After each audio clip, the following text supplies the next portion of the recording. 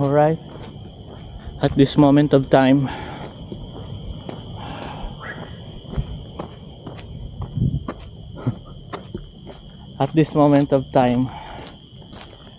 quarter to 9 p.m.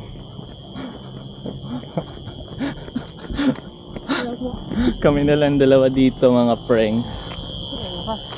Quarter to 9.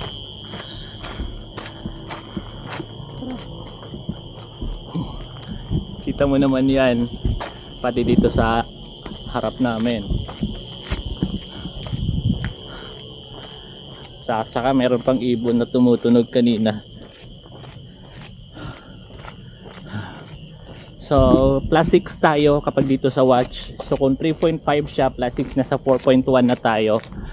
And that's great. Biglang lumakas yung ano, yung hangin. Pero doon lang na area. Ang ganda naman ng sikat ng buwan ngayon.